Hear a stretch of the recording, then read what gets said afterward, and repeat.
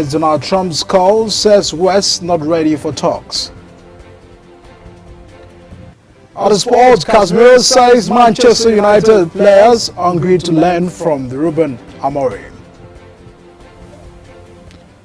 Hello and welcome to News Express on Global Television, coming to you live from the nation's capital, Abuja. I am Edikan Michael.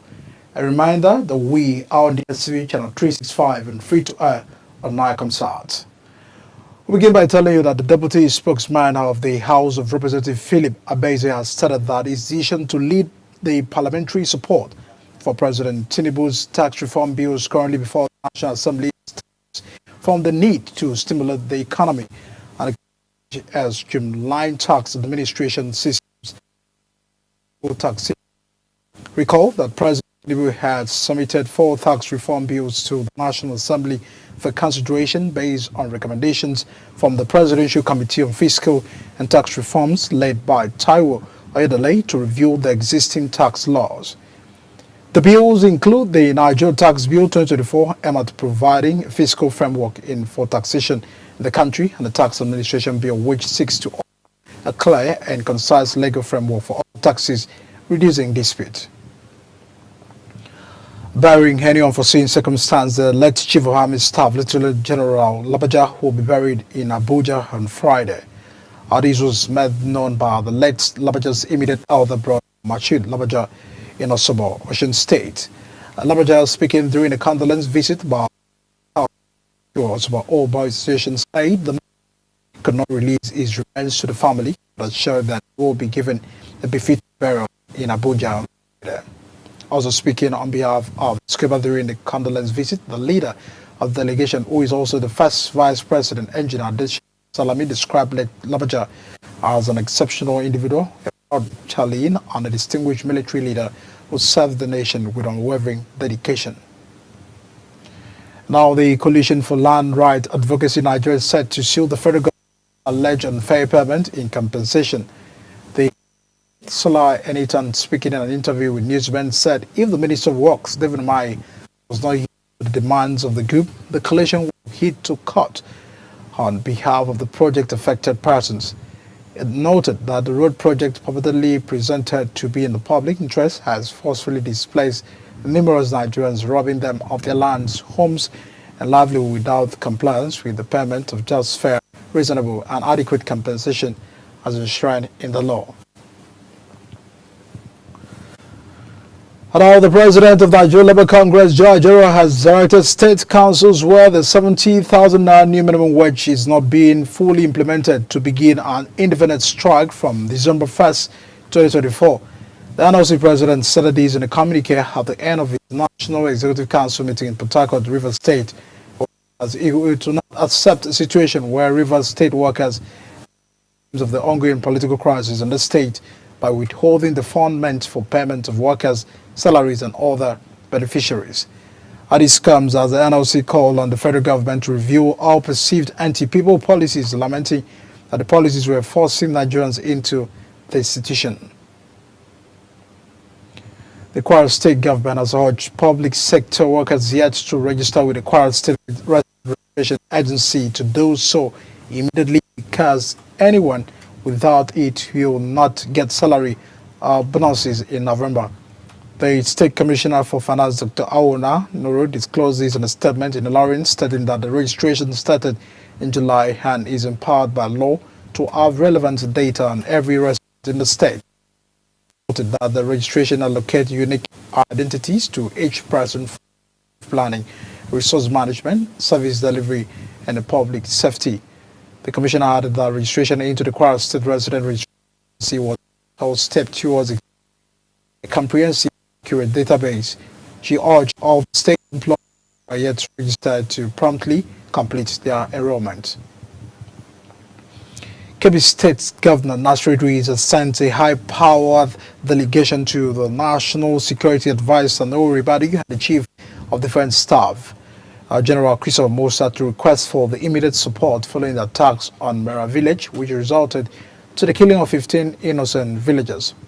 In a statement issued by the Special Advisor to the Governor on Communication Strategy, Abdullahi Idris, says the The request is necessary considering large number of heavily armed bandits moving into the state from the neighboring Sokoto state.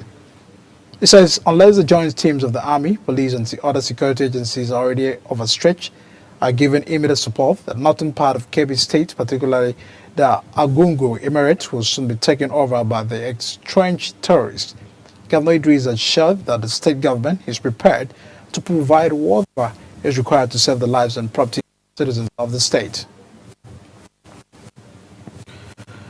And now moving on that, ahead of the 2020 state election, the chairman Asuri Movement and senator representing Ondo South, Senator Jimoh Ibrahim, has thrown his weight behind the All Progressive Party. This known at the Asuri Convention at the University in Abotoka Community in Okiti, Popa government area of Ondo State. Our correspondent Kiko Lumakere has the rest of the story. It was like a carnival at the University of Fortune. Igbo Tako, as billionaire business mogul and senator representing Ondo South Senatorial District, Senator Jimoh Ibrahim leading over 500,000 Asheyori movement to All Progressive Congress. Jimoh Ibrahim urged residents of Igbo Tako community in Okitipupa local government area to shun violence and come out en masse to vote for All Progressive Congress on November 16 governorship election. Asheyori movement is an arm of APC, which I set up. And when I contested last time, I got 111,665 votes. That's a lot of votes. Now our membership are 520,000 across the state. And that's very significant to any political party that want to win the election. APC is our party. And no matter the political differences, we have to make sure that APC wins the election. And the chairman will be on our neck. And we are happy that he came all the way from Abuja.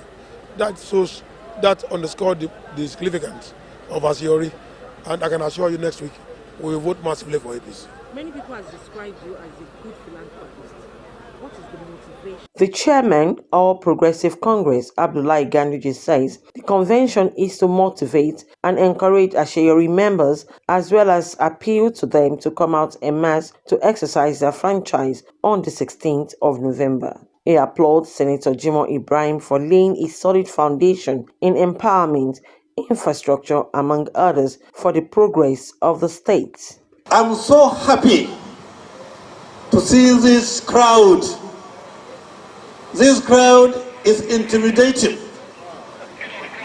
In fact, the quality of the crowd is also intimidating. The enthusiasm, the alertness, the preparedness for the coming election on the 16th November 2024, we are convinced you are ready for the election. Ondo State Governor Lucky Aiyedatiwa, who was also represented by his deputy Olaide Adelami, praised Senator Jimoh Ibrahim for bringing development to the community. He also pleaded with the residents to vote for APC for transformative regime. When I got to this place, I was marveled when I saw the level of infrastructure that has been planted and placed there. It's a common saying that whoever brings education brings light. He has brought light to... However, a 1-minute silence was observed in honor of the late former governor Akeredolu Olarotimi. From Akure, Kikelomo Okere, Global Television News. And in a related developments, the Independent National Electoral Commission (INEC) has disclosed that the Central Bank of Nigeria has received sensitive materials for the Ondo State governorship election. The materials arrived at Akure, the state capital, and were conveyed by the Nigeria Air Force. INEC disclosed these via its official Twitter handle, stating that sensitive materials for the Ondo State governorship election scheduled for Saturday, 16 November 2024, have arrived in Akure, the state capital, and received by the officials of the Central Bank of Nigeria, unquote. The Transmission Company of Nigeria have expressed deep concerns over the rising cases of vandalism targeting transmission lines and towers. The TCN's General Manager Public Affairs, Mrs. Ndidimba, made this known in a statement while reacting to the early Saturday destruction of the 230 Lokoja-Gwagwalada transmission line. She warned that this trend is severely disrupting the nation's power grid and infrastructure, adding that 2 spans of aluminum conductors from the line were stolen, with efforts underway to replace them. The TCN revealed further that while the TCN is still supplying the bulk power through the line 2, they are underway to source replacement aluminum conductors for the 2 spans stolen from the line 1. Edo State Governor-elect Senator Mando Pablo has appointed Fred Itoa as the Chief Press Secretary of the incoming administration. Itoa's appointment was announced in Abuja by the governor's-elect media team. Pablo's first appointment ahead of his inauguration and the official handover of power by the outgoing administration of Governor Godwin Obaseki, which is scheduled for tomorrow, Tuesday. The Senior Staff Association of Nigerian Universities says all arrangements have been made to elect the new set of leaders that will pilot the affairs of the association. This is coming amidst the pressing issues affecting the members, including a 3 months withheld salary. A report gathered says the association plans to change the leadership of the third quadrennial National Delegate Conference after completion of the 4-year tenure of the present leadership of Comrade Mohammed Haruna Ibrahim.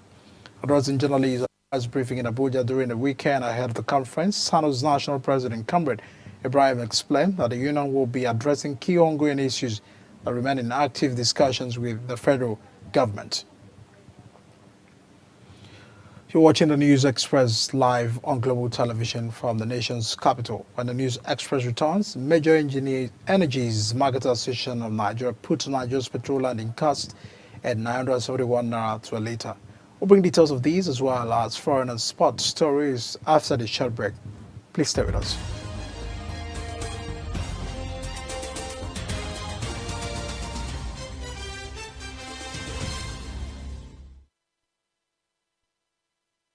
Many thanks for staying with us on News Express. And now to business for the rest of the news. The federal government has called on local and international investors to tap into the country's sugar market estimated at $2 billion.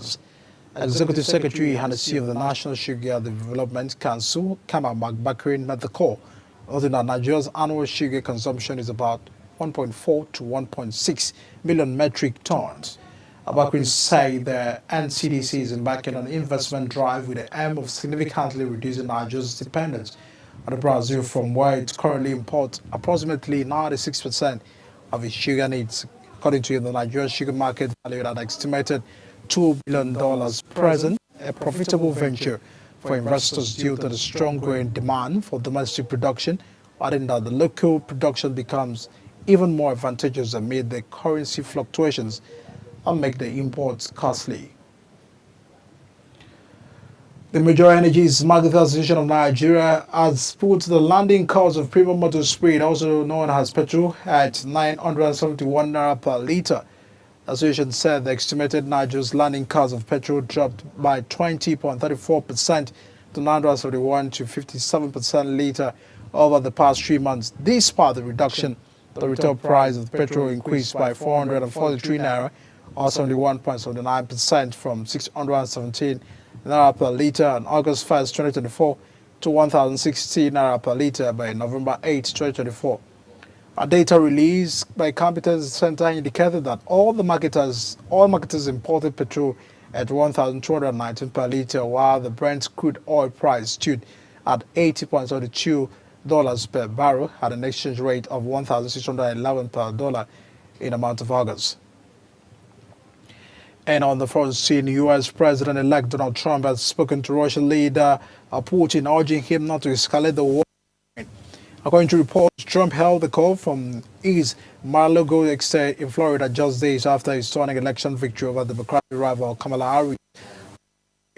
A report also says Trump expressed in further conversations to discuss the resolution of the Ukraine's war soon. Meanwhile, Russia has denied a report called by President Putin and US President-elect Donald Trump on the Ukraine conflict, and said it saw no sign that the West was ready for talks. And the Washington Post said that Trump had spoken on phone on Thursday with Putin, telling him not to inflame the conflict. A Kremlin representative, Poskil, denied the report, telling journalists it was false.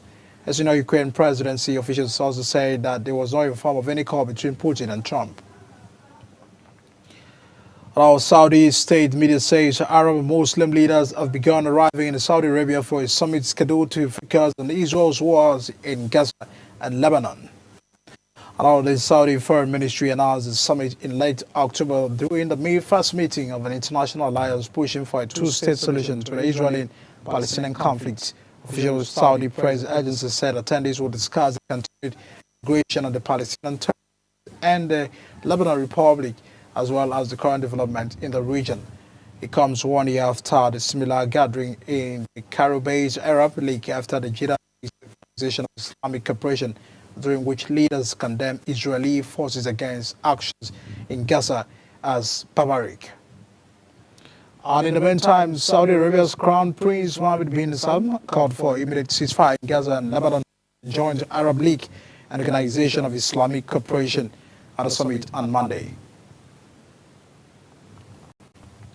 And now to sports.